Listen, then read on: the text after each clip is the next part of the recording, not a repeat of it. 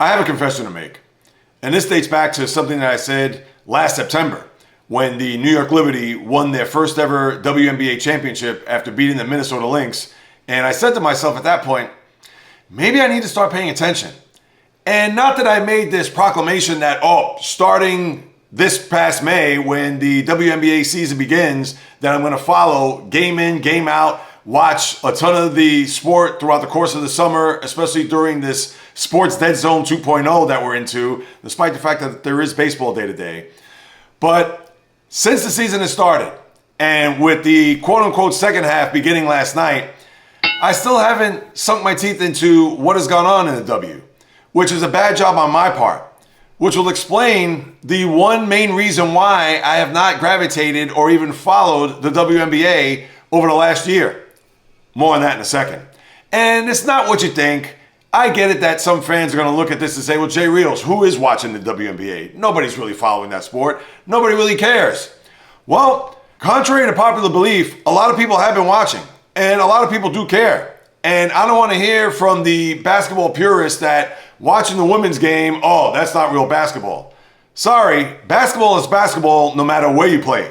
Whether it's on a blacktop somewhere in an inner city or in a rural community with just a hoop and a bunch of dirt on the ground, it is still the sport no matter how you slice it. Whether it's good, whether it's entertaining, of course, that's subjective. But when it comes to the women's game, obviously with the popularity that has soared over the last year and a half, mainly because of Caitlin Clark and what she did at Iowa 2 years prior, and then obviously being the number one pick overall by the Indiana Fever, and what she's been able to do in this league over the last year and a half. And despite the fact that she's hurt now, and a lot of people, of course, want to watch and see her play, but are unable to do so because she's nursing this groin injury. But we know that there are a ton of other players to watch. The Kelsey Plums of the world, the Aja Wilsons, the Angel Reeses. We can go on down the list. So this isn't a league that is all predicated on what Caitlin Clark does. Every move she makes, every pass, every shot, etc. We got to give credit to the other women that are involved in the league who are certainly making waves. And to think, despite the fact that the All-Star game has come and gone, and even though the viewership went down a percentage point or two, but it still garnered 2.2 million people to watch this sport and to watch the All-Star game, which is leaps and bounds to what it was probably as early as 5 years ago. But the one main reason why I haven't watched is a very simple one. More on that in a second.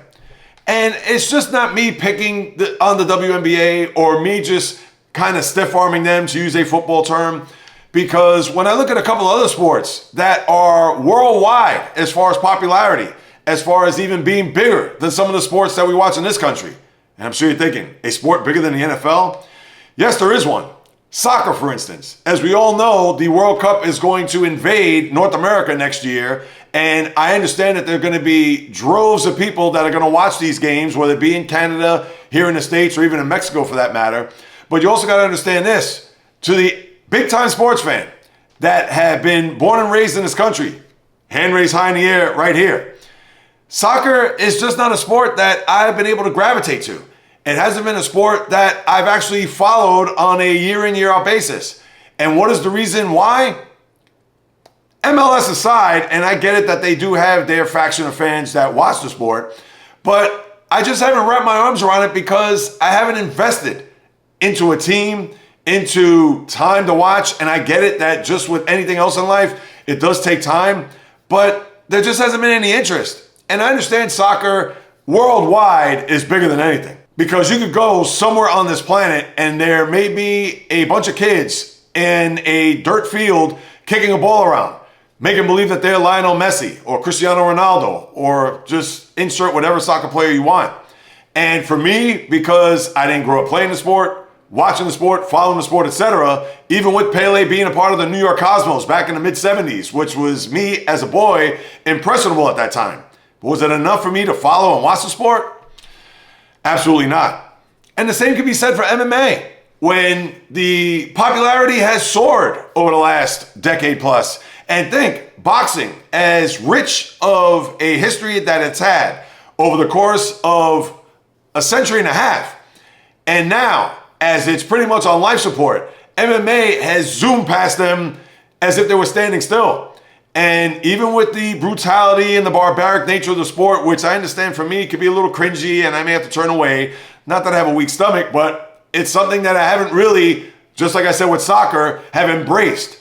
And even though slowly but surely I'm getting there to the point of watching UFC 318 the other night with Dustin Poirier going off into retirement, losing to Max Holloway, and obviously all the other matches that will be in the coming weeks, months, and years to come.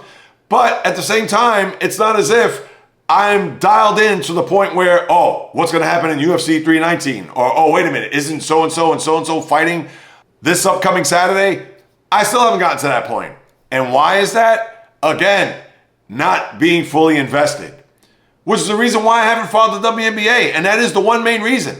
And think about this. There's a team in New York that just won a championship, as I mentioned just a few minutes ago.